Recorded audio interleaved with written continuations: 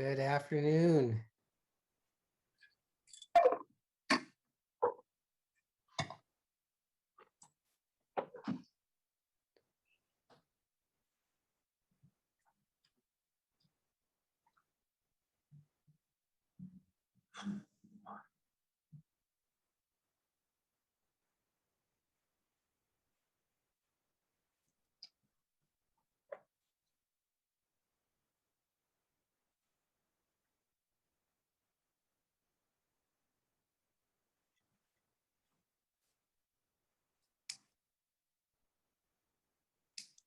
Just waiting for one more committee member and we'll get started.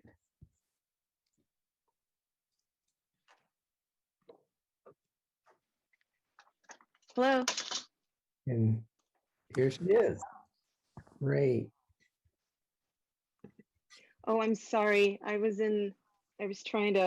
having trouble logging in. Is this you, Vice Mayor? Yes, it is. Good seeing you. Wait, you can see me? Well, good seeing your picture. Good seeing the representation of you. Okay, I thought it was Big Brother, you know? No, sorry for creeping you out. No worries, no worries. I will be moving on to another device because I was sorry, I was having a little bit of a difficult time getting on, but I am present. All right. So we'll go ahead and get started. Welcome everyone to the joint meeting for the Rules and Open Government Committee and Committee of the Whole. Tony, can we have a roll call, please? Arenas. Here. Cohen. Here. Davis. Perales. Jones. Present. You have a quorum. Great, thank you. And we are going to start out with the agenda for Tuesday, August 31st. And when we bring it back to the committee, we'll make the motion include the ad sheet that goes with that agenda. So we are going to start out on pages 4 and 5.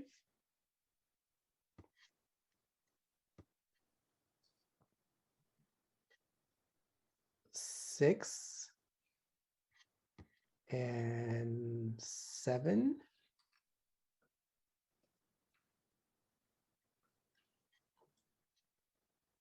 Eight and 9.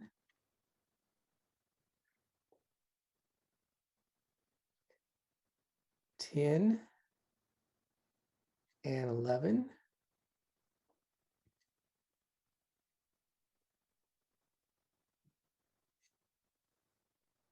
And 12 and 13.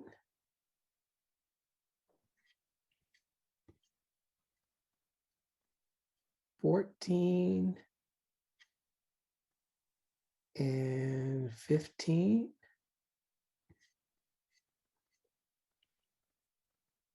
16, which I can see that to be heard at 6 p.m. for 8.6.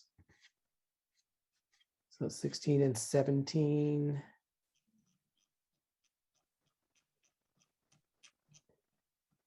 18. 19. And 20. Okay, gonna bring it. We're gonna go to the public speakers. First speaker is Tessa. Go ahead, Tessa. Yes, I wanted to comment on the Google distribution of community resource, community benefits, and the issue of the money going. I don't understand that it's going to the economic development, Department of Economic Development. Doesn't make sense if that's that goes directly into the city coffers, or is it there for distribution? and the likelihood of it, I don't know. So I'm not sure about that. Then the other issue is a lot of the money is going to nonprofits and, or whatever, assigned nonprofits. And what I've seen as I've looked at the Charter Review Commission and, that they gave $150,000 to these nonprofits for outreach. And I don't see anybody there. And so there's no accountability for our monies that we're going. It's the same thing is I think our monies that the impact of Google is so great on our neighborhood. It needs to be targeted, and especially as we are facing the crises that we're facing of extinction, that is what's on the table, and also of all of other life on Earth, and even breathable air for Earth. And, so, we have serious crises, ecological collapse. It needs to be targeted than to just say it's going to the nonprofits. And, so I'm saying that, of course, I want to, have the land bought for growing food, that is our crisis. And I'm saying that we need to stop hotel development. So I want to buy the 615 Stockton Avenue. And so that we can create a demonstration food production project that we could all learn to grow food, and that it's the beginning of all of us growing food, because we need that for all life on Earth to become more sustainable. Thank you. And let me know if I get the pronunciation wrong. Chali? Yeah, I got to change that. That means Chale. Paul Soto from the Horseshoe. Hey, Paul. Hey, what's going on? I really need to change that. Good afternoon, Council. I'm really glad that Councilwoman Arenas is on this call. I'm going to be giving presentations to 2 different universities. And the title of my presentation, this is going to be at the local colleges. And this is going to be entitled Chicanos, Education, and Civic Engagement. Okay, and I have never heard anybody from this dais center Chicanos, Education, and Civic Engagement the way that she did with respect to the Shell historical preservation about redlining, the way that the Chicanos were impacted, and the way that that was centered in public policy, and it actually changed the course of that policy decision. The efficacy of the power of those kinds of centering what we know to be true about what has actually happened and actually centering that into policy, that was excellent. And so I'm going to use that as a catalyst, as a means by which to articulate this larger issue of racism in San Jose. Okay, and so I appreciate her advocacy. Now, I would also like to ask if we can please use the redlining map of 1938 when we're talking about the siting policy. That siting policy is going to be considered illegitimate. I don't care if it gets into law, because slavery was the law. Decapitations of Native Americans, those were laws, and they were disgusting, and that is what built San Jose. Decapitations of human beings built the wealth in San Jose. Spraying pesticides in Sussex Brothers built San Jose. Okay, we need to have a moral objection to that in policy if we're going to move away from these this historical and generational impact of this racism. We need that redlining map centered in. Thank you, Blair. Hi, Blair Beekman here. To try to mention, I hope you can hear me okay. Loud and clear. Thank you. Thank you very much. To offer 3 items on the agenda I'd like to speak about today. One is the Union Pacific Railroad up to Warm Springs. That's a good issue to consider, the future of light rail issues. I mean, not light rail, high-speed rail, and how its connections with Fremont, how it'll be coming in through Fremont in the future. Something to consider. There's another item about Bayricks issues and radios. A reminder that we can build an emergency broadcast system for the everyday community at the time of natural disaster. A lot of telecom lines are going to be down, and emergency lines are needed in the same way that we can rely on Bayricks for the community, I think. Let's look into that and talk about it openly. And with 55 seconds, you have a great issue about a yearly annual review of auditing practices. I just want to give a real hearty thank you again to your auditing team for all your efforts the past few years to work on the ideas of equity and reimagine in auditing that go along with your city projects. They're not quite doing this in Oakland.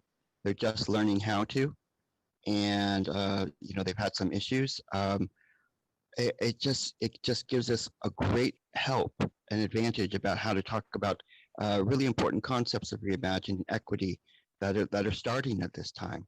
We're really building these good concepts now, and we're starting this. It's hopeful, and because of your good auditing things you've been doing for the past few years, we've got a good start how to do this stuff. Thank you. Thank you. That's all of our public speakers. So we're going to go back to the committee. Councilmember Arenas. Thank you, Vice Mayor. I do have some questions around the ad sheet, the amendment to the hotspot agreement with AT&T for connected devices during COVID-19. And my first question, I know that this is something that I supported last year. We worked out something complementary with the county so that they could purchase devices. We purchased the hotspots, and it just really made sense. And so I wonder, why is it this year we're continuing to provide lines of service for students if I believe the school districts have very specific funding for that? Councilmember Arenas, Lee Wilcox, Deputy City Manager. Yeah, I'd say that this area continues to evolve. We do have an award in from the federal emergency connectivity funding. So this isn't coming out of ARP funds. So that there's been a coalition be able to apply for those funds, which then this money would apply to. I absolutely agree. If we were to approach something, broader, we would need to take in those partners. And you know what? I am getting, finally, there she is. Ann Grabowski from the library department can talk about greater detail of where they are with the County Board of Education and the different school districts as well. Thank you, Lee. One of the things that I'm concerned about is that this item hasn't come to NSC. It's scheduled to be heard in October, and so it's not lined up correctly. Typically, these items go through the committees and then are cross-referenced to council. And so this is sidestepping committees. Thanks so much, Councilmember. Ann Grabowski, Division Manager for Digital Equity with the San Jose Public Library. This item was actually funded through the adopted budget. I realize that. Yes, I know that, Ann. Okay, so the adopted budget allows us to purchase up to 3,200 devices for students, which is the basis for our continuity of service to schools. Based on the Delta variant and how schools have needed to prioritize their funding, there's a possibility that they will need additional lines of service. So we applied for the Emergency Connectivity Fund to pay for those additional devices and additional support. We've expedited the timeline for this to come back to council for approval because of the Delta variant and our need to be able to order supply devices and lines of service quickly in case things changed very quickly at the school level. This wasn't something that we were planning to bring. The hotspot agreement was always set to come to the full council instead of going through committee. The impact reports were going through committee, but we had always planned to bring the hotspot agreement directly back to council because of the timeline for the contract, the ECF award, the time that school started, and the lapse of committee meetings over summer. So I'm sorry if there was misunderstanding there or lack of communication on our part about this hotspot agreement not going to committee and coming directly to full council. Thank you. And what are some of those additional hotspots? Where are those going? Are those library checkouts? They will be library checkouts. They're mostly, there'll be two sets of additional hotspots, one for library checkout that is being paid for by the Emergency Connectivity Fund. The second set will be increasing our general supply that's funded by our ARP funds that you approved last year. So we are allowing the schools to continue their service and possibly increasing the number of, not increasing the number of lines, but having about 6,100 lines at the schools, which is what they've told us that they think they need. That's changing a little bit, but it's probably about 6,100 when all things shake out. And the rest of those lines will be held through the library for public checkout, yes. So about 10,000 would go to the library and 6,100 would stay with the schools. Yes, that's our estimation at this time. Okay, so it sounds like a hotspot device and the Chromebooks, what are the Chromebooks for? The Chromebooks will be for checkout through the library, funded through the Emergency Connectivity Fund. So they will be prioritized for youth because they have to have a library filter on them. Mm-hmm. So I guess I'm not sure why we are doing checkout for Chromebooks. If there's students that are in need of Chromebooks, then it should really be going through the school. They shouldn't have to have the hassle of having a checkout, even if it is a long checkout, having to think about that, because basically the checkout is for the whole year, really. It concerns me that this isn't going through through committee, and I totally get that some of these things are of an urgent nature, but not all of these things are of an urgent nature. Certainly not the ones that need to be used for circulation within the library. Maybe some of the student related matters are a little bit more emergent issues than the others. And so I really like to have this bifurcated so that we can get what you said, the lines of service are the most important. Those are the ones that are in need for the students. I think the Emergency Connectivity Fund application, all of the devices and lines of service that will be funded by the Emergency Connectivity Fund, those are the priority, regardless of who is distributing them, either schools or the library, because we will be receiving federal funding for those, and we have to deliver on that grant agreement, which will start, we believe, in September. So our ability to actually purchase the devices and get them into service is very important for us to stay in line with the grant agreement. The devices that will be purchased by our ARP funds don't have timelines attached to them because they're at our discretion. So if I was to look from a regulatory and grant compliance standpoint, I would bifurcate the item that way based on the funding source. Okay, so the you said the lines of service are the ones that are funded by the federal government. Oh, I'm sorry, by the what was that funding? The Emergency Connectivity Fund through the federal government. Yes. Only the lines of service? No, the device purchase and the associated line of service with that device is. Okay, so those are the ones that I think should move forward to council, and the others need to be scheduled and go through committee. And so that is, I'm going to include this and bifurcate the item this way, and then include, I think this is the only other ad sheet, and make a motion to approve the agenda for August 31st. Councilmember Reyes, just so just for a clarification, so the two items that you're making a motion to move forward with now are the 7,860 hotspot devices and the 16,360 lines of service? It's whatever is funded by that the funding source that Ann quoted.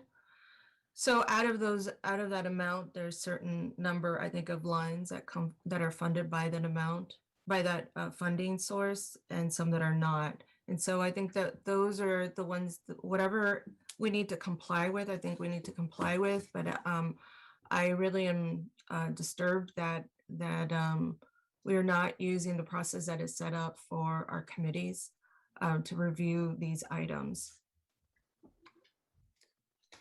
So, and on the lines of service, is there a portion that's federally funded and a portion that's not? And do we need to, if we bifurcate this, do we need to figure out what the breakout is, or?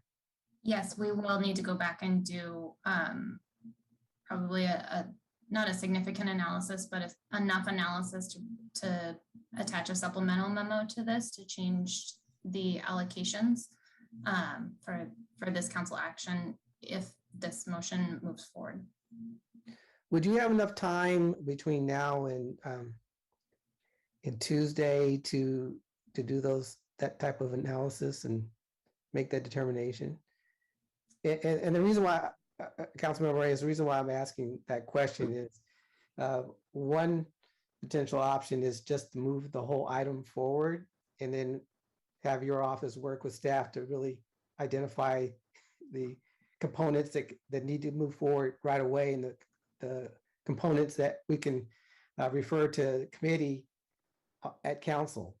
So that's kind of Yeah, no, I totally understand, Vice Mayor, and that's one of the areas of concern that I have, because in the past, the allotment that was given to that we purchased and that we distributed to schools didn't necessarily match up with the needs of the identified needs, the analysis that was created, because some of the allotment was being given to Berryessa, and these were ARP funds. They and then I think Eastside Union High School District was given 100, yet other school districts were given a different amount. And so I think we also need to take a look at what the need is and be a little very strategic about where we're providing some of these hotspots and the Chromebooks, so that we really line up all of these things with the people who actually need them. That's my concern. I know that one of the reasons why I like for these items to come through committee is so that we can make sure that when we say that we are addressing this gap of students, that we are basing it on numbers. And I had a concern previous, and this item just didn't come before us. And so I just want to make sure everything's lined up. And Councilmember, I didn't hear a second. I'm anticipating that the reason why is that your colleagues are, have some more questions and need more clarity. And Lee has his hand raised. He's going to provide clarity right now. So go ahead, Lee.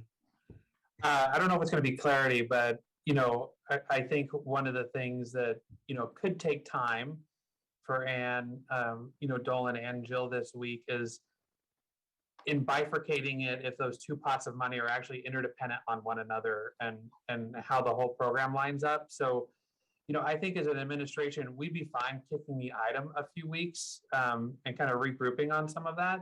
I don't think in any way we were trying to skirt the committee process whatsoever.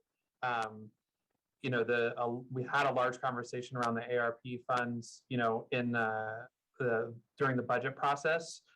So assume that there was, enough discussion there. But with that said, we've obviously fallen short on kind of briefing you, council member, and some of the others that have waded into this space quite heavily, especially early on, because we did throw in a lot of money, not with the ARP funding, but with coronavirus relief funding early on before school districts did. And it's, unfortunately, that need comparison that you're asking for, which is absolutely something that we should be basing our allocations on, becomes complicated because some school districts have spent money on this and then others aren't. So sometimes the need analysis that Ann's been trying to complete is apples to oranges. So that could take a little bit of time, but I think it would be good for us to regroup and possibly just, punt this item 2 or 3 weeks so that we can better engage in some of those questions that you're asking, and loop you into that process before we come forward. Thank you, Lee. Councilmember Reyes, are you have any more questions before I move to? No, no, I appreciate Lee's response. I want to make sure that I don't have to address this looking back. So I appreciate that, Lee. All right. Councilmember Cohen. Yeah, look, my concern is for making sure that students that have a need are getting their needs addressed. So, I mean, I'm assuming that the reason for this item is that there's a needs gap that we're trying to fill. Is that correct, Anne? That is correct. So is there an assessment out there that there are students somewhere in the city that are falling short in terms of access to whether it's these hotspots or Chromebooks? Yes, our school partners have identified the number of devices that they need for their students directly to meet their needs this year based on, who needs access at home for homework, et cetera, et cetera. Distance learning and synchronous learning really isn't the topic of conversation. It's access at home to complete homework. And we've been told by our school partners that they do have a need. So we are moving quickly to fill that need and so that they don't get too far behind. And whether for one reason or another, they're telling us that there's a need and we had this contract opportunity. We had the opportunity to apply for funding with the Emergency Connectivity Fund. And so we've moved quickly in that direction to meet the needs as the school districts have told us they exist. And the numbers here are based on adding up the numbers from school districts based on what they've told you that their needs are. For the school allocation, yes. The other library issued devices are based on what we understand school district by school district the district is providing, and where those families who may not be getting a device from the school district anymore, either computing or hotspot, might then come to the library. So you're also basing your needs on what you think the library system should carry as an inventory for potential customer clients who come into the library might, just like you would for any other inventory in the library for books or everything else. We think we should carry this much inventory for people who might come and check out Chromebooks or hotspots because we should have a certain amount of library inventory of these devices, right? And we've been told by more than a few school districts that they are just directly referring families to the library at this point for device support. So we want to make sure that everybody that comes to the library has access within reason, and that's based on a lot of calculations. That's how we came up with the library portion of the numbers. The school's much more straightforward. They told us what their needs are and we added those up. Right. So my concern would be going back to Lee's comment about punting the item. I mean, we've been asked by the schools to fill a gap and to provide a need, and pushing this back a period of time to give it more time is just potentially not providing a service that the schools have asked us to provide, and that we know, at least they're telling us, that students in various locations across the city need in order to have their educational needs met, to do their homework for whatever reason aren't being fully provided through the schools. Some schools who have used funding to be able to fully provide for their students and some which haven't, but we would like to think that every student in our city has the access to the devices and hotspots that they need to provide to do their homework. And so I would be uncomfortable if we have the funding in our budget to do this, saying that we wouldn't expedite providing this access to these devices for every student in San Jose if we're being asked to do it and move it forward in our timeline. So my preference would be, given that you've done this analysis and have figured out these numbers, my preference would be to move forward with the item.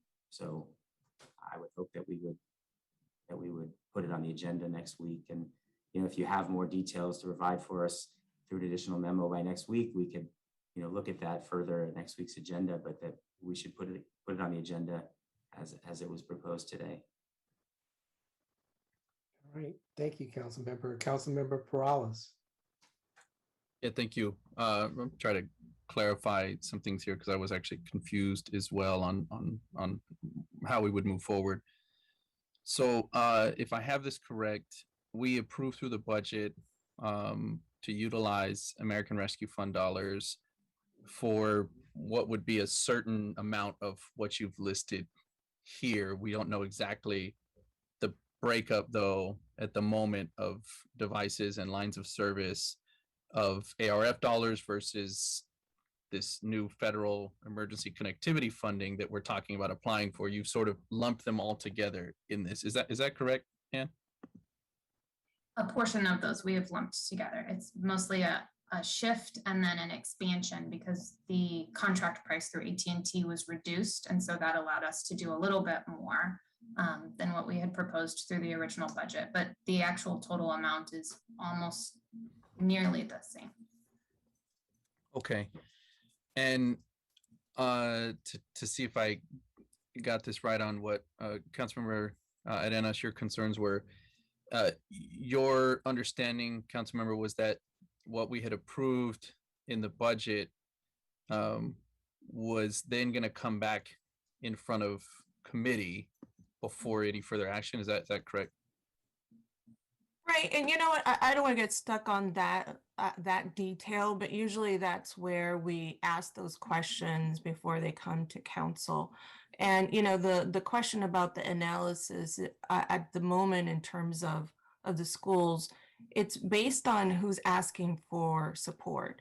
And we know from, usually that is not an equity-based approach, because those schools that are over their heads with issues are not reaching out at the moment. Those aren't the folks that are first in line. Those are the ones that are last in line. And so for me, I just wanted to make sure that they lined up in a way that meets one, that's in the areas where COVID has impacted our community, that we are also taking into account how we invested the CRF monies. And like I said, when it came to committee, I looked at that and I wasn't, I don't think that it was very strategic and it wasn't equitable in the way that it was rolled out. And, you know, a lot of the times it's relationship based in terms of who we have communication with certain school districts. I don't know who those school districts are. So you know, these are the kinds of questions, the kinds of consideration that we would have at NSC. It could be done absolutely at council. I just am concerned that these kinds of rushed items continue to happen, and then equity goes to the wayside. And so, when do we begin to shift and approach equity in a more strategic and planned manner? And from what I understand, I think schools have a very good idea of who's missing and who's not, who doesn't have a device at this point. So I think we may be able to get that information rather than who wants more devices. So I think, at least in my mind, there may be a way to satisfy kind of both goals here. I have a goal as well of trying to assure that we get this funding, which it sounds like we could divide up, ask staff what Councilmember Dennis was doing, which was divide it up and ask staff to go back and figure out exactly, you know, what that divide would be on what we need to ask for maybe more quickly out of this grant funding. Or it sounds like from what I'm hearing, Councilmember Dennis, your interest is more along the lines of how we're actually utilizing and dividing up these, you know, this equipment and these lines of service. Could we do both? Could we approve this item moving forward on the funds and then allow the committee to have a deeper dive discussion on the actual allocation? Is there any rush in that regard, or could we not have, you know, this action next Tuesday on this, you know, the total number of devices, lines of service, and then still allow the committee to help staff as we're actually dividing it up? Is that possible? Yes, And that's a question for Councilmember. staff, sorry. Yes, council member, that's absolutely possible. And we were actually thinking along the same lines as I was going to offer if we needed to. That, you know, the rush to this is really for us to be able to order the devices and get them through the tangible logistics process, make sure we get our hands on the devices as supply chains are limited.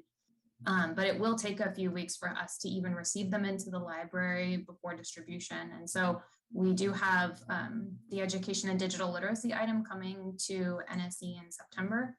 I believe it's in September, if I'm remembering properly, that we could utilize as a vehicle to provide a lot more information about what our methods have been for communicating with schools, how the schools have identified the need, what our distribution plan is to ensure equity by providing more devices through our library branches in areas that have been hit hard by COVID,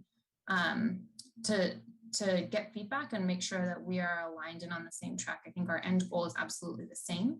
And we would be happy to do both, or whatever the council's pleasure, but we can do both. Okay. Yeah, that's what I would like, and I'm hoping that could satisfy as well, Councilor Arenas, some of the concerns that you have, and that maybe that could allow us to move forward with a decision next Tuesday, but then knowing that at the next NSC meeting, you could have a deeper dive discussion on the actual usage and allocation of these devices, which I agree is an important conversation to have. So if I'm hoping that will help, and I'll make that motion to accept the agenda for next week, as well as this ad sheet, and then ensure that we can agendize this item at the next NSC meeting. Second. All right, it's been moved and seconded. Councilmember Cohen, you have your hand up. Yeah, I just follow up on that. I mean, NSC meeting is just 2 weeks away, so the devices won't even be here by then. But I just wanted to add to that. I mean, obviously you have this list, this count of number of devices, so that means you already know what districts have asked for devices. So, I mean, I don't know whether it's possible to have that accounting even on a supplemental memo for next week or something that just sort of says, here's where these counts came from, even with additional information, such as if a school district said, this is all we need, we've been asked, we don't need them. So that it's not to say just because they're not on the list doesn't mean that they were ignored or weren't reached out to. It just means that they don't have a need right now. All their students have been taken care of through another means.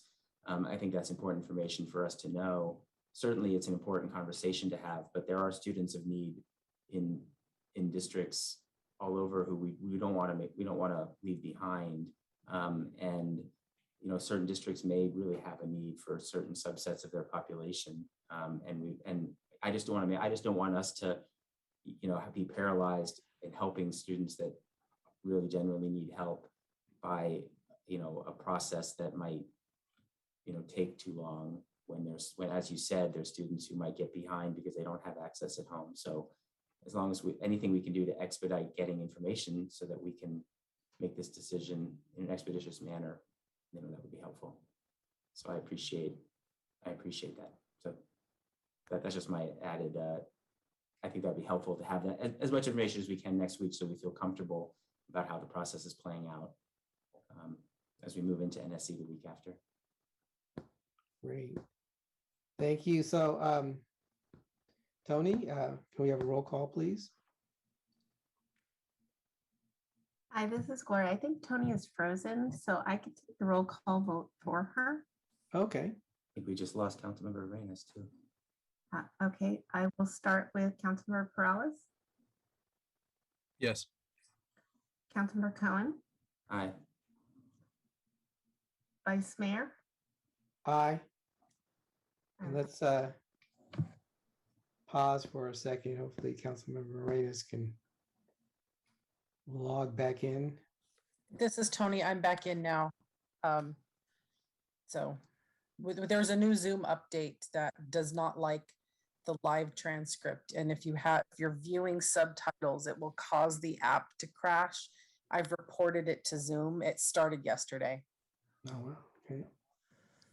I've turned it off so I can't view subtitle. everybody else who wants to view it can view it, but it is definitely an issue. Okay, we're pause for a second, Tony. We also lost Councilmember Arenas, so it's giving her an opportunity to log back in and vote on this item.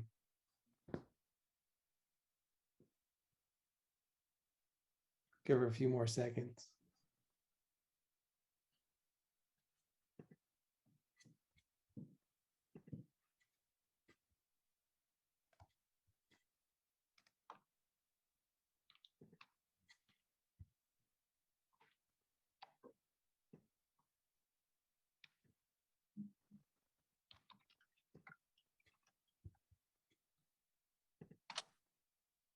And I think we lost her for a while, so we'll go ahead and move on. Hopefully she can get back in.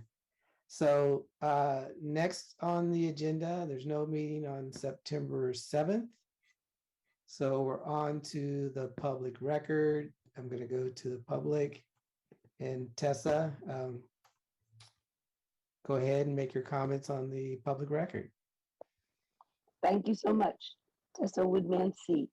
Well, I was going to respond to the letter about well, what is it called? The flea market, the Berryessa flea market. Well, I guess it was a Berryessa, whichever flea market. I think it was the yeah, I guess it's the Berryessa flea market, right?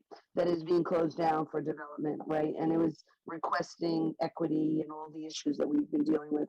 And I'm just saying that the relationship of you know, people's survival is very critical, and how we're trying to make that work. And you know, the same issue that we are having here in our neighborhood is that when we you know, if we really think about what Paul Soto has been telling us, how the land has been stolen from the indigenous people, the which were matriarchal and very, you know, that was the reality, and it was the patriarchal reality that came in and took the land. And so I'm looking for retribution, just like the people in the Berryessa are looking for that, and saying that we need our land back. And that what has happened is that our lands have been used for economic gain continuously, and that's why we are in the abyss. We are in the edge of the abyss, with our foot in the abyss, and along with all the millions of other species that are, you know, that are threatened with extinction.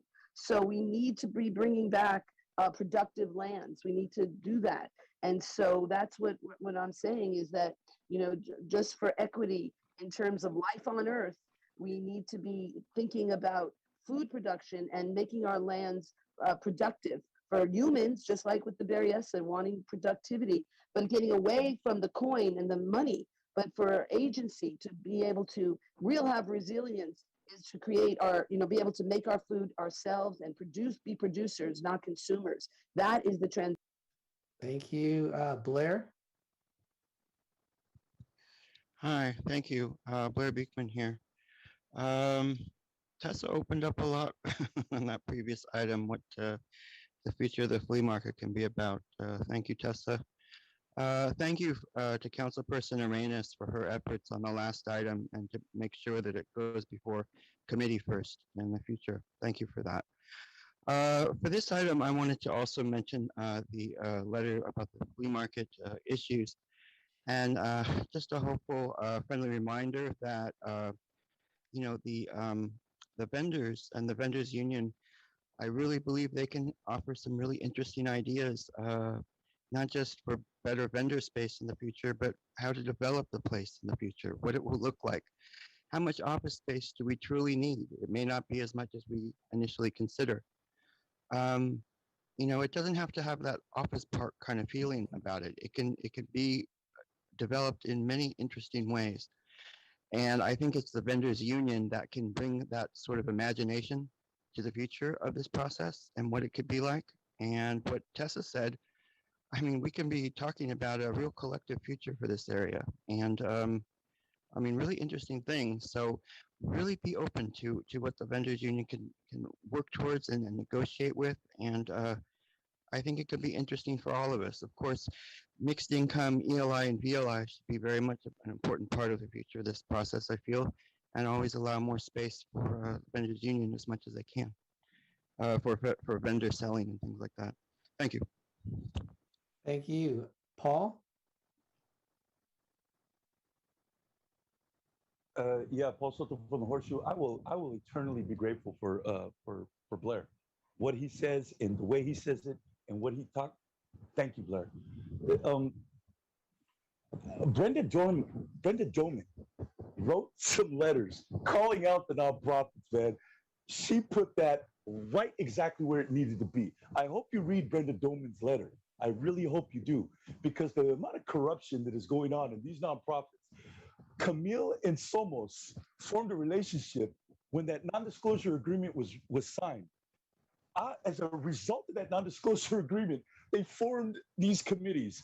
They were the primary beneficiaries in those SAG meetings. And they were talking about centering these kinds of relationships between developers and between the nonprofits, and to start creating this cycle to where the nonprofits actually circumvent the political process because of the favors that they're getting from the council. I mean, it's disgusting, man. It's disgusting. Somos and Camille, that's why she got up to Sobrato. That's why you're going to start hearing the Sobrato talked about, within the next. Brenda Doman, I hope you're listening. Listen to the Sobrato word, the Sobrato, because Camille got up there as soon as that $150 million deal was signed. I don't even think the ink was dry.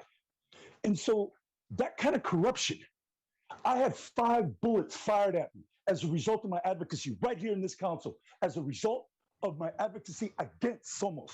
5 bullets, 5. And a South Bay council member was on the phone with me when those bullets were fired. Was she concerned about calling the police? Was she concerned about my safety? And she knew full well what happened, because a week before, I told her that there was a warning sent to me because of my advocacy against these nonprofits. Take that and put it in your bag. All right. Thank you, Paul. Bringing it back to the committee. Can I get a motion, please? Move approval. Second. All right. It's been moved and seconded. Tony? Arenas, Yes. Cohen, Aye. Peralez, Yes. Jones. Yes. Thank you. All right. Next on the agenda is board commissions and committee appointments. Viva Advisory Committee appointment.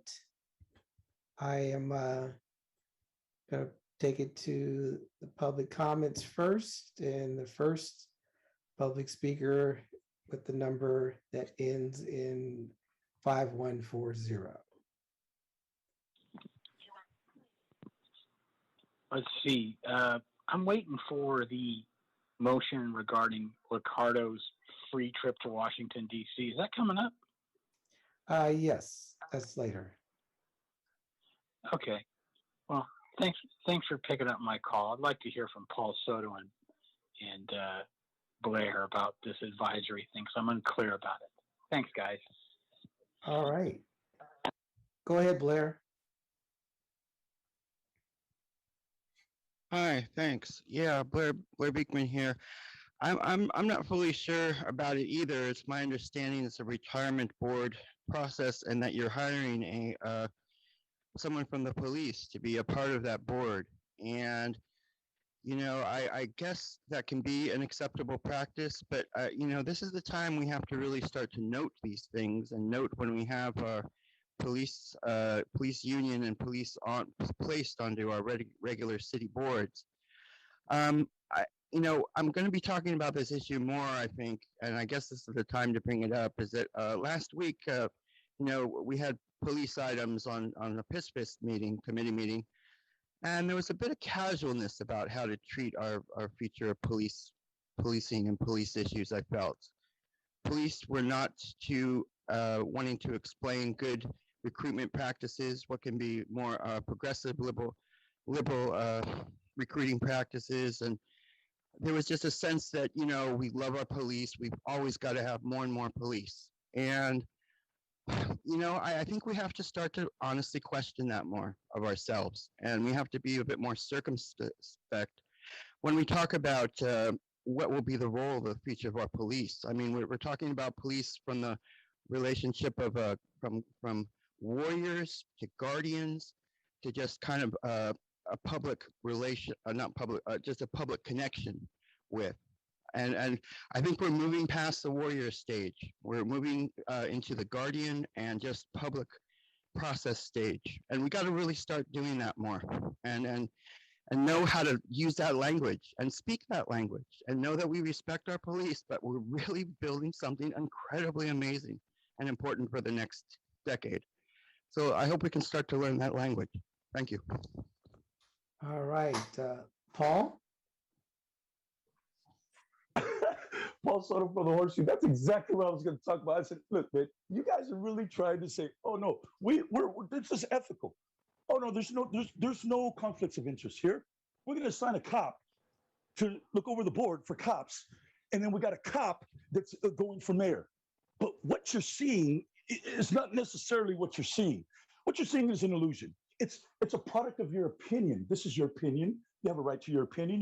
You can voice your opinion, or you can just vote. That's a crock. These are lies. You know what? When you can't do something, when you can't circumvent the law, you do it through process. That's what you do. And this is a prime example of process. We don't know what Perales is going to do. He's going to make sure the police department, he is never, ever, ever, ever going to challenge his homeboys. His loyalties are split.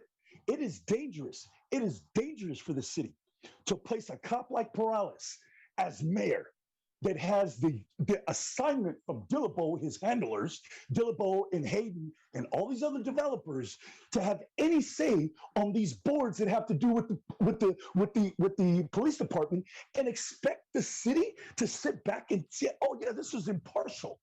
Oh yeah, his loyalty to the city voids out his loyalty to the police. This is a brotherhood.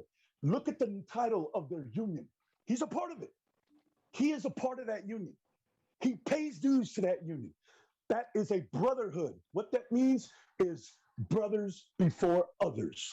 That's the philosophy. As far as I'm concerned, that sounds like a gang member to me. That sounds like a gang member. That sounds like a gang member that no matter what happens, his loyalties will be to his brothers, and it will come before the others. I happen to be one of those others. I'm a citizen in Sonoma that really, really is afraid of the danger in this city as a result of the prospect of Perales. Thank you, Tessa. Oh, thank you for that education, both Paul and Blair, about this issue. And it is a very, controversial issue, right, to have the advisory board, be part of the agency. And so it's part of regulatory capture to, do that. And that's what Paul is talking about in terms of our political leadership and their, lack of, really serving the people because they have, connections to the police or to the developers. And it just goes across the whole board of all of our politicians. And so that's another reason that we, I keep saying this, is that we have to separate our decisions have to be looked at in the light of our climate crisis. And that has to be how we make our decisions, not based on, preferences and alliances and brotherhoods that we have because of the money and the support that politicians get from their sponsors, essentially. I even heard it at the county meeting that, I think it was Cindy Chavez said that the Lehigh Cement was a partner. No, the corporations are not partners. You protect the people. That's your job, protecting us from harm. And so, and that really comes in terms of our police, in terms of how the police are being, used in our communities. And I think a big part of that is that we really need to dethrone the police from their cars, just like all of us need to be separated from our cars. We need to have the police. I know you're doing that in some neighborhoods. I think it needs to be done in all our neighborhoods. And I don't think we need any chases. I think, the chases have caused death and destruction. And we don't need that. And then they're burning fossil fuels. So I guess they can have a bicycle. That would be okay. And, anyway, so that is a part of. Thank you. Next is 5140.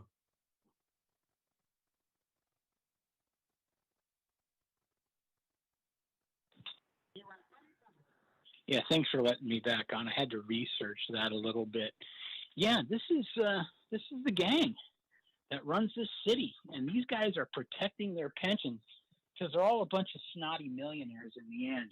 They move up in rank. You have all these deputy chiefs, the deputy chiefs, the deputy chiefs, the deputy chiefs that make $500,000 a year, and then they retire at 90%. You better believe they're protecting that. They are protecting their salary. Oh, they also get their health insurance for them and their spouses for their entire lives.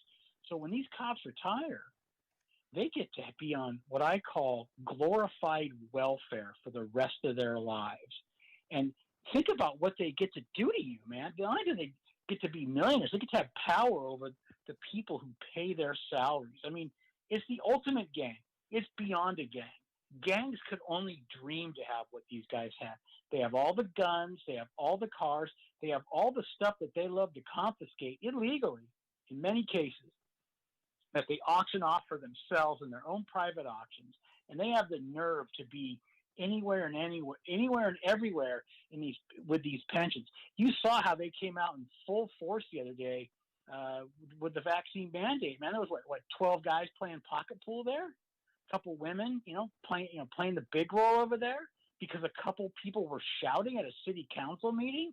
These people are into power and control, and it's not going to surprise me when they come to take your guns away, which they want to do. They're going to want to have someone from the fire department to give you an illegal injection of this COVID shot.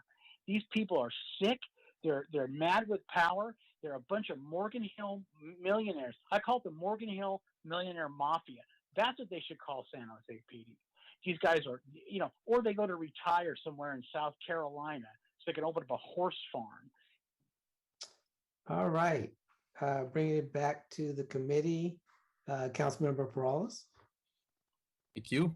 And as passionate as the comments may have been, I would encourage anybody that wants to understand what the VIVA Advisory Committee is and how it's made up to read the memo that's attached on who it is that makes up the members of that body.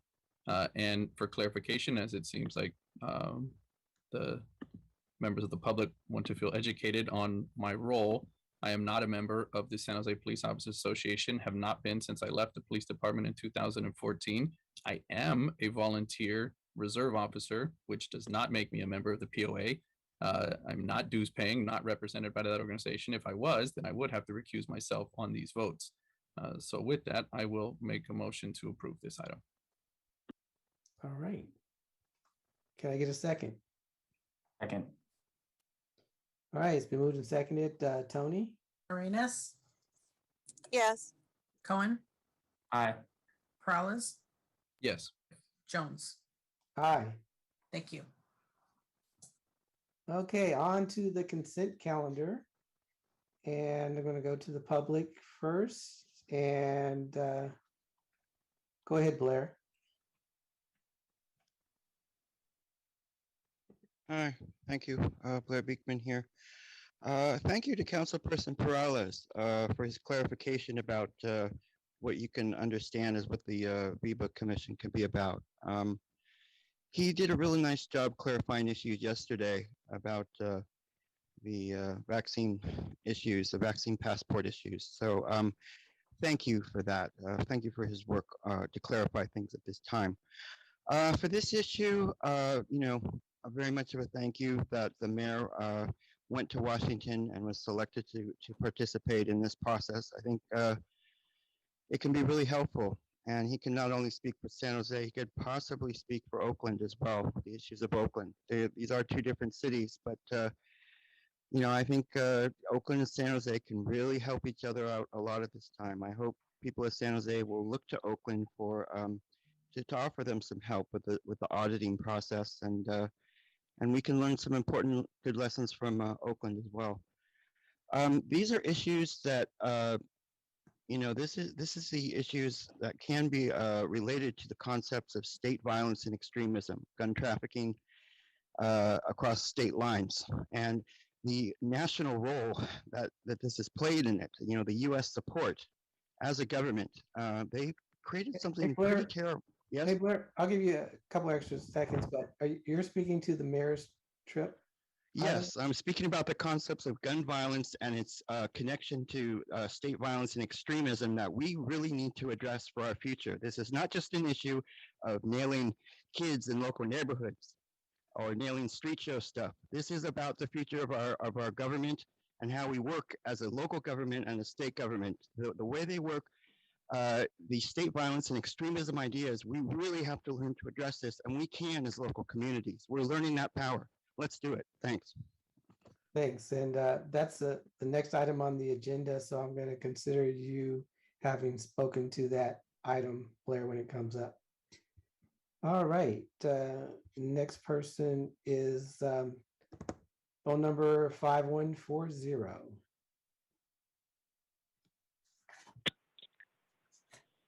So is this the consent for Locarno or not?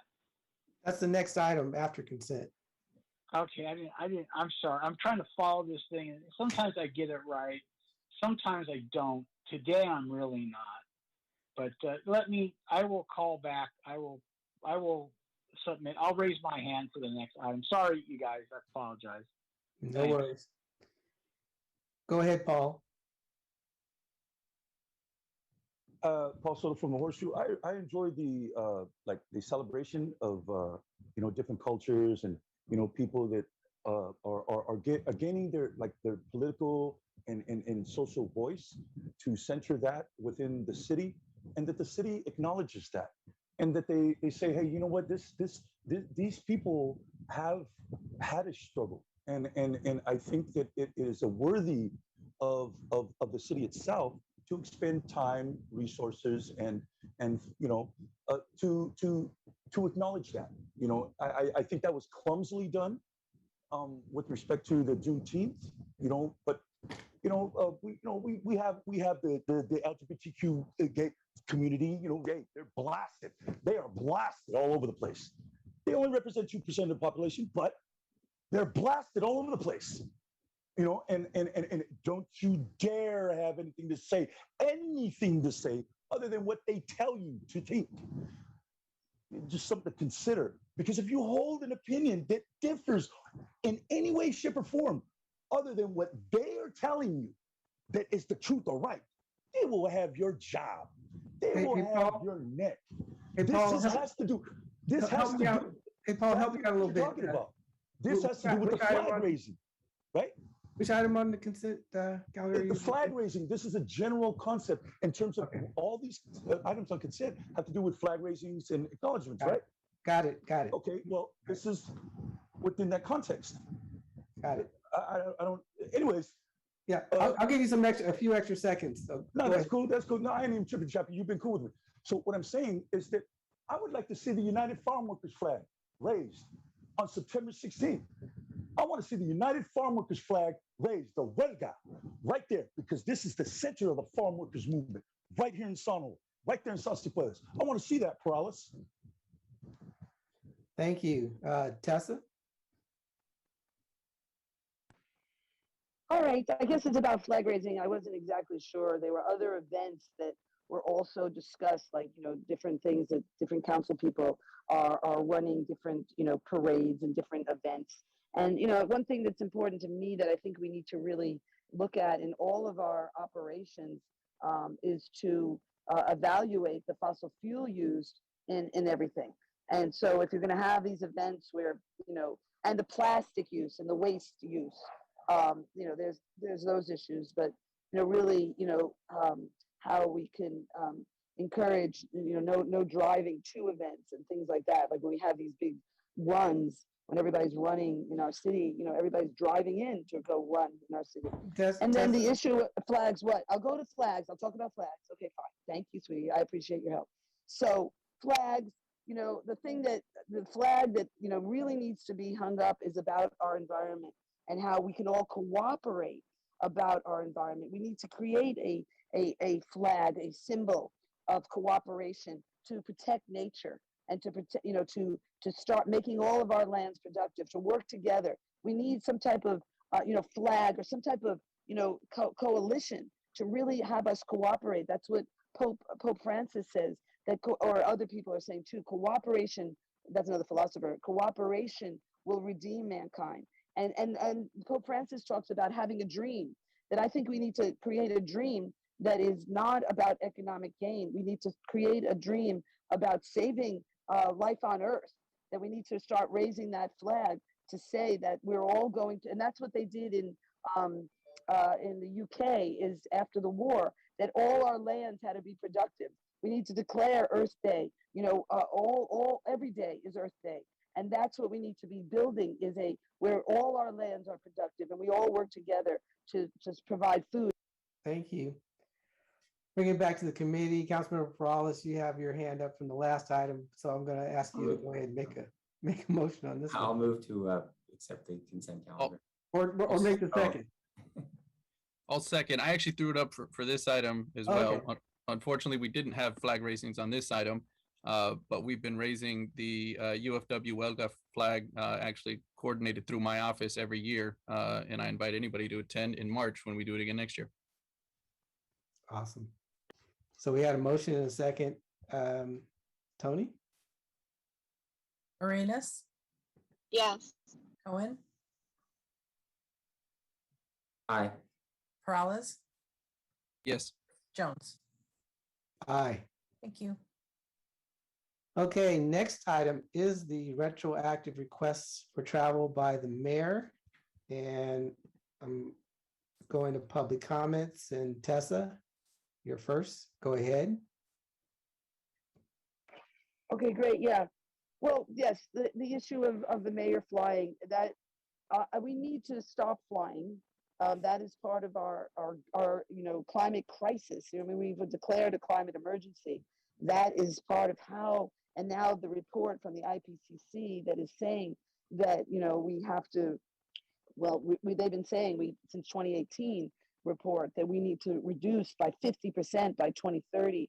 And what 50% looks like is no flying, no driving, no movement of goods. Okay, that has to be our future, or we will not have a future. So what the mayor needs to do as a leader of environmental leadership that he purports himself to be, is that these meetings need to be virtual. And especially with the COVID. I mean, there's no reason. I mean, that was the beautiful thing that had Joe Biden stand out from Donald Trump, is that he stayed home, Joe Biden, and where Donald Trump wasn't and was spreading COVID. And so we really need to be leading by example, and to create the type of issues where we can do this all virtually. And so it's just like that everybody flies in and drives into the COP26. I mean, COP26 is happening in Scotland. There'll be planes and jets and everybody flying into COP26. That is the dealing with our climate crisis, and that's hypocrisy.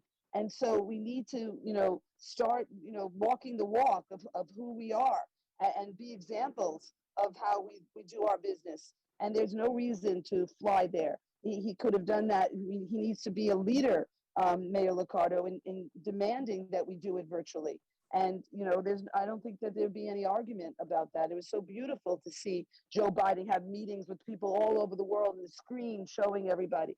That's our future if we're going to have a future. So that's very important that we cut that from our budget of flying. Thank you. The person ending the number 5140. This is now your item. Thank you. Yeah, I agree with Tessa. You mean Liccardo couldn't have done that on a Zoom call? You see the pictures of him there, no mask, but I call it Liccardo's left-wing lingerie, that mask he loves to wear in San Jose, as he's trying to address the city council. And he ran out of there like a coward yesterday. What a wimp. He runs out because a couple people are protesting. Here comes SJPD to save the day, 12 officers to save him. But he goes to Washington, D.C. to meet with Biden so he can get money and support to grab people's guns illegally. Matter of fact, Liccardo should resign for doing that. We're supposed to give him taxpayer money so he can create his supposed utopia here in San Jose, taking people's guns away. Oh, we're only going to do it if necessary. The fees are going to be nominal. It's going to be nominal to have insurance for guns. Yeah, he's going to the most powerful man in the world who can't handle anything. This Biden is out of his mind. You saw what he did in Afghanistan. Hey, he armed the Taliban. But Liccardo, he wants to get money from the federal government to disarm you, the citizen, who has a right to protect themselves. There's no way that you should give Liccardo 1 penny. He's asking for it after the fact. That's the cheesiest thing I've ever heard. He should be there right now with like I say, Liccardo's left-wing lingerie. His mask that he loves to wear. But watching him run out of that room, what a wimp. And I've seen him do it before. When there was a murder here in San Jose, people were outraged, and he went to speak before everybody. When it was over, he ran out the door. Thank you. Paul?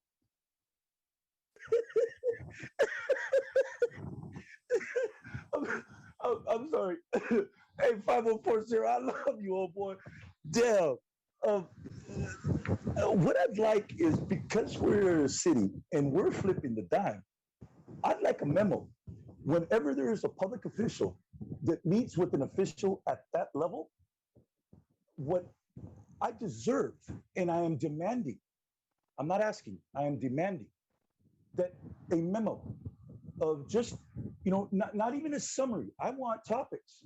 I want topics that were covered, because this is a man of the 10th largest city in the country that went to meet the head of that country and comes back and just gives a press conference with a few sentences, combs his hair, wears his tight ass jeans, and then everything's cool. No. I want my money's worth. You are the mayor of the 10th largest city. I want you in Washington, and I demand that when you come back, I want to debrief you. I want you to debrief. Do I not have that coming? Or am I on a need-to-know basis? Are you going to treat me paternalistically, and that you're on a need-to-know basis? And you're a Chicano, you're a wetback, you're the offspring of braceros. You deserve nothing other than the pesticides that were sprayed on your family. You deserve nothing except a slap on your mother's face when she spoke Spanish in schools. You deserve nothing other than the deprivation of the democratic process. You're Mexican, that's what you have coming. And the minute that you step out of that and start trying to assert some power, we're going to smash you. We're going to kill you. We're going to put you in the dirt. That's what this is about. So I think he owes me a memo as to exactly what was said in that conversation, because he owes it to the people. Why? Because we paid his bill to meet the head of the country, that he is the 10th, that he is the mayor. Thank you, Paul. Bringing it back to the committee, Councilmember Brawlers. Yeah, I'm not going to say it in the same way, but I actually agree with Paul. And for those on the council that have been here as I've traveled, you'll know that I actually do submit a memo and in fact provide a presentation, and have done so for each trip that I have taken. I feel that it is beneficial to share that information with my colleagues, but more importantly, also share that with the community. Each of those memos I actually have linked on my web page, and so they're available today. But more importantly, they are memos that are now solidified within the city of San Jose to explain and describe what was gained from the trip. So I actually don't necessarily disagree with that interest. I know that it's not our requirement today that we ask of council members or the mayor to submit a memo when we have these trips, or that we speak to them. But I think I'll make a motion to accept this, and then I will personally reach out to the mayor to see if, when this item comes forward next week, he is willing to at least pull the item and then speak to it to be able to give us a better rundown of his trip. Thanks. All right, can I get a second? Second. Okay. And just for clarification, Councilmember Paulus, is your expectation that we all submit reports at the level that you did, which was a A+ with graphics and pictures and lots of detail? I just want to know where the bar is? Yeah, exactly. No, it's not a requirement today, so I'm not suggesting it be at the moment, but I do think it would be nice for the mayor to pull it and speak to the item. Awesome. All right, Tony. Arenas, Yes. Cohen, Aye. Peralez, Yes. Jones. Aye. Thank you. Okay.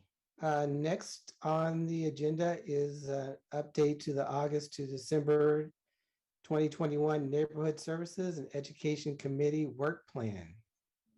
I am going to go to the public first, and go ahead, Paul.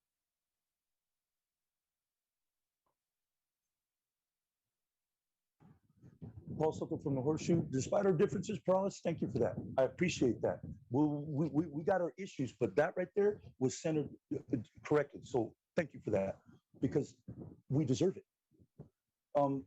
Second, I really hope everybody was listening to what Councilwoman Arenas was saying. She challenged Grabowski on education and what is happening. See, when a council person, in this case it was Arenas, starts centering equity and gets as much pullback from a self-identified Jew like Cohen yesterday, oh, he was so offended about those comments. No, this has everything to do with equity. This has everything to do with education and equity. Paul, I have to cut you off on this one. Sorry. We are not going to allow or tolerate any insults or comments like that, just so everyone knows. So next, Tessa.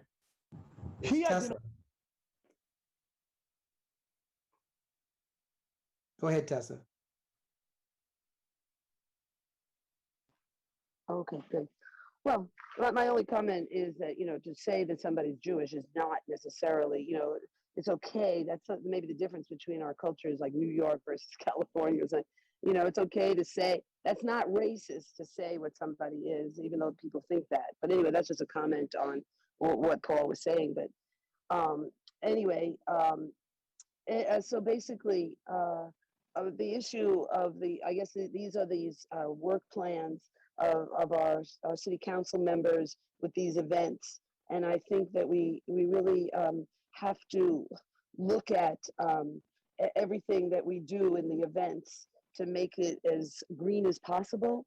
And I was even thinking, no hot dogs, it has to be vegan, because that is the way we need to go.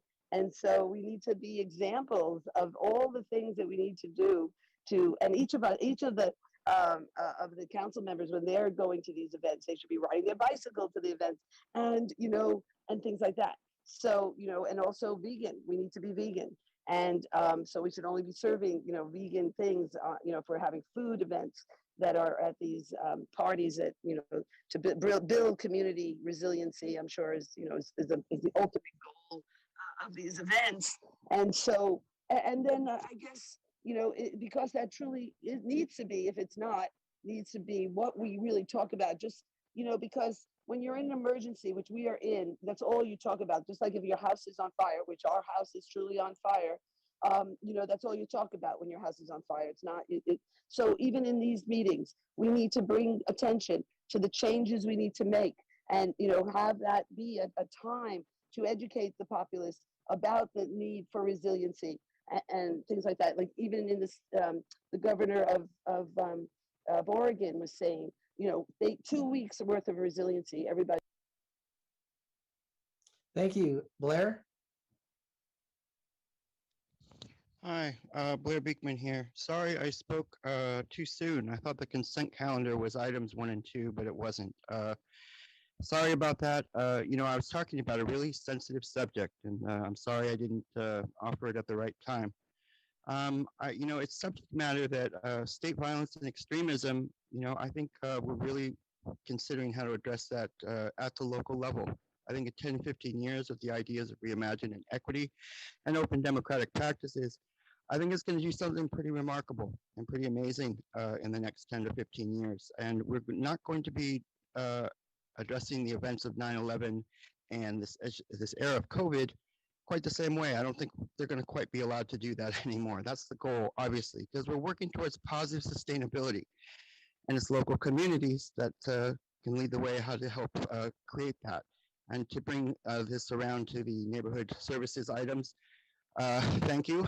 You had an incredible meeting yesterday, fairly good, about economic task force ideas for this fall and into next year.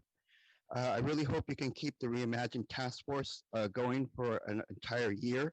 That can very much work off and work with this economic task force that I know will be going through the neighborhood committee. And that Councilperson Esparza offered a really great idea to bring school systems involved with it, which is great. And interestingly, Councilperson Mahan brought in the ideas of bringing investment people, banks, stuff like that, which is interesting. You'll be talking about subsidy issues at that time. Make those subsidy issues honest. You know, keep them idealistic and towards their initial good purposes of helping low-income people and not helping corporations get fat. Thanks. Thank you. Number 5140.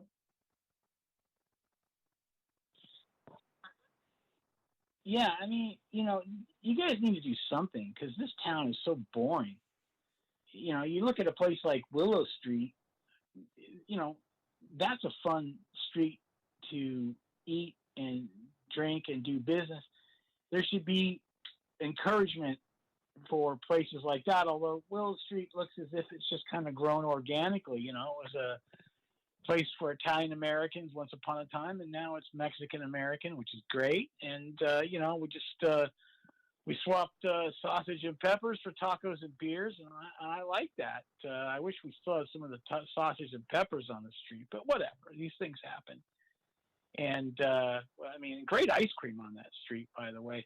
But yeah, you need to do something. I mean, look at that downtown. It's so sad. I mean, who owns these buildings?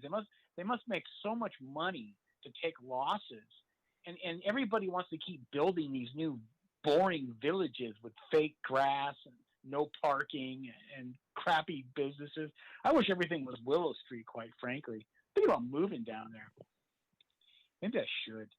But yeah, I mean, you need to do something to facilitate, to make a better downtown and to revamp some of these neighborhoods that could be really cool. I don't mean gentrify them. I mean just, you know, put a little seed money out there, do something for the community to make it vibrant. I mean, I live in District 9. It's so boring. I'd rather watch paint dry around here. I mean, we got a burned out building on Hillsdale. I can't talk about it enough because it's depressing. It looks like Sarajevo in the 90s, this place. I mean, you know how people say, oh, you know, that looks like Mexico. No, Mexico does never look as bad as District 9. Every time I go to Mexico, things are clean, neat, and orderly. And the restaurants are good, and the buildings are never burned out. The roads. Thank you. Bringing it back to the committee. I move to approve the work plan update. Second. All right, it's been moved and seconded. Tony? Arenas, Yes. Cohen, Aye. Peralez, Yes. Jones. Aye. Thank you. All right. Last item is open forum. Go ahead, Paul. Vice Mayor, I respect your authority over this group. What I repeated is the exact words that came from Councilman Cohen's mouth. He identified as a Jew. Those were the words that he used. Those were the exact words that I used. And I was using them within the context that he identified with the suffering that the Jews have. I've read Viktor Frankl. I know exactly what happened because Viktor Frankl identified with, because Viktor Frankl, the first place where he centered the philosophy that he developed while he was in Auschwitz was at San Quentin prison, where I have done time. That's why there was a connection there. Right. So Paul, Paul, I want to apologize to you. I jumped the gun and assumed that you didn't have positive intent, and I shouldn't have done that. So I apologize. Well, thank you, and you did, and that bothered me because it hurt me, because all I do is try to center certain things in these meetings, and when I get that kind of pushback, what Councilwoman Arenas is trying to do, no, what not trying, what she did is she put equity within the context of these legislative policies. She identified where it was necessary to insert equity, and Councilman Cohen pushed back on that. He pushed back on that, but yet he wants to claim victim. This was the point that I was making, and you didn't allow it. It takes a while, and that's why 2 minutes is not enough for me. If you give me 15 minutes, I'd be dangerous with 15 minutes, and that's why the colleges are giving it to me.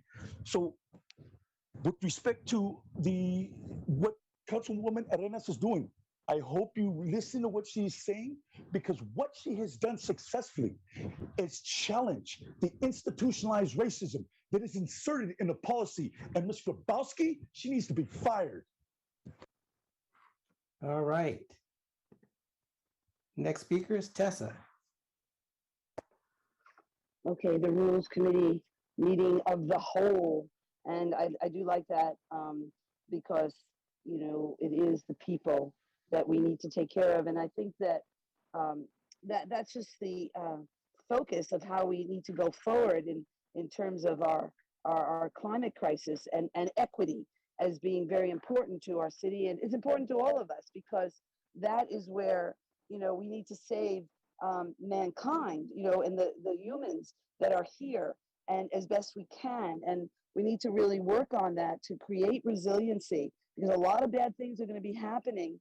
And as we see around the world, see with our own eyes what's happening, and it's going to happen everywhere. And so, you know, it looks nice here, but what climate change means is that it's not going to always be that way. And that's why people have been freaking out, wow, I've never seen this before. And you're hearing this over and over. And, you know, what's happening, you know, even in Tahoe now with our AQI being 500, it's unhealthy. We're going to die. They're dying up there already.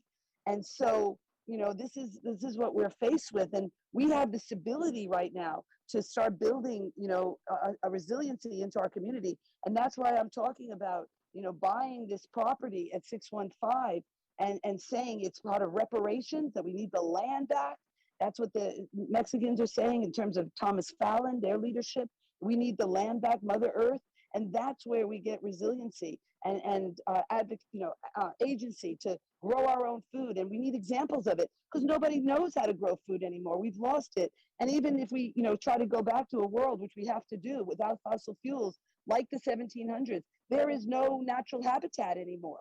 So we're going to have to really work hard to create the resiliency that we need, because otherwise we will go extinct, and many of us will die off. It'll be a massive die off if we're not working on it. Thank you, Blair. Hi, Blair Beekman here.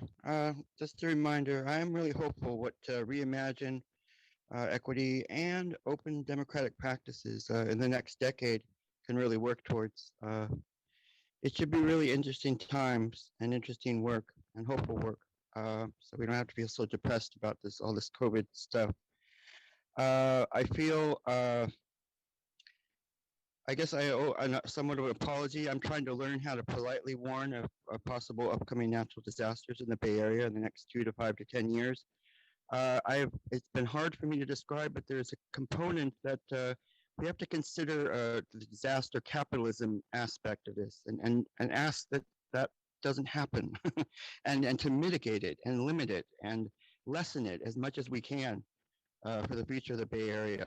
And so those people don't come in to our community like they have, say, possibly in Haiti. I'm sorry I haven't mentioned this earlier. About there was a very interesting council meeting yesterday. Thank you for your constructive words and help. I was a bit concerned that there wasn't quite enough dialogue about what could be other options.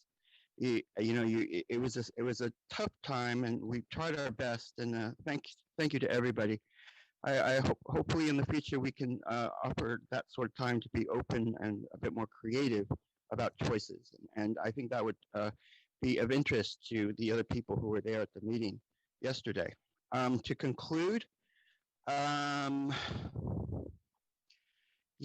this is a time of open democracy, and to really consider our open democratic practices as positive for like this fall. And again, you know, I think they can really help the doldrums we're feeling about the VTA issues. Work for a second bus bridge issue, and thanks. See you. All right. Speaker 5140. I got to say, yesterday was the most disgraceful thing I've ever seen a city council do. Had to leave for an hour. Would you guys go back to your chambers? There's some people that don't want this. Oh, I can't raise the flag I want to raise. What a bunch of babies. You guys, you were the most disgraceful thing was after it was all over with, the lecture. The school marm lecture. Hey, my socialist school teachers from the 70s called. They want their talking points back. I mean, you guys were the biggest wimps I've ever seen in my entire life, because people were protesting against getting these vaccinations, and the reason why they did it, because they know what's next. They're making you wear that Licardo's left-wing lingerie mask and getting shots and all these things. It's disgusting. Showing papers, and then you guys had the nerve to call the people Nazis. You're the Nazis. You want us to show papers. Then they said it was racist and it was white people. The people who I saw and who spoke were Asian. They were Latinos. They were African Americans. They were immigrants. It was people of all walks of life, and you guys had the nerve to try to spin it Saul Alinsky style. You people should be ashamed of yourself. You guys are scumbags for doing what you did yesterday. It's only going to get worse. Asking for papers, and the second you guys don't like something, man, here comes SJPD rolling hard. 12 of them coming out, removing people from City Hall just because they raise their voices.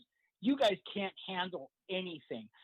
I mean, I wish every city council meeting was that way. And then regulating 30 seconds of free.